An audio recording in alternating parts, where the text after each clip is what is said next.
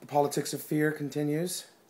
Stephen Harper's latest example of trying to scare the country into voting a conservative majority was to say that only a conservative majority in Ottawa could stop the province of Quebec from separating.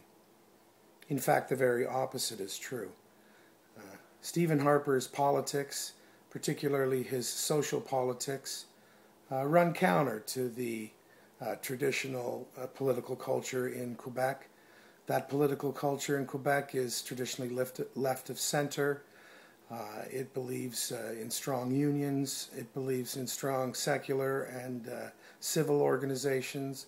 And it believes that the state should support the arts and culture.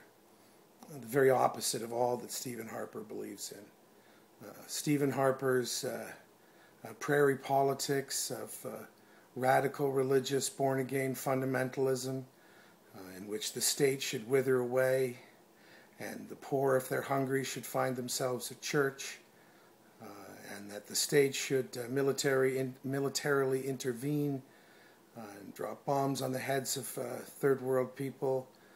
Those attitudes, the traditional right-wing, hard right-wing conservative attitudes, those don't play well in Quebec. In 2 years' time, Quebec will have an election.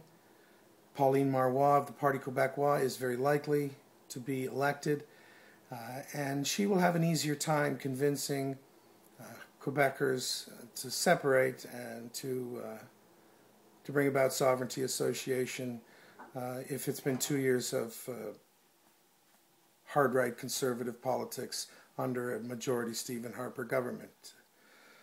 Under a Stephen Harper majority government, CBC, Radio Canada will be targeted, possibly substantial parts of it will be privatized, unions will come under attack, civil societies espousing centrist or leftist views, which are traditionally civil societies in Canada, those will be gutted through funding rearrangements and cutbacks.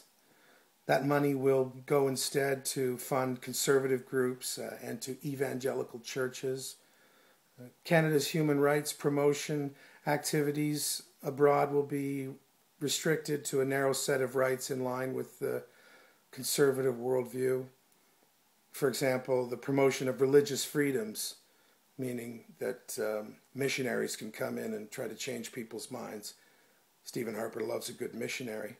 That will take precedence over things, traditional Canadian values like women's rights, for example.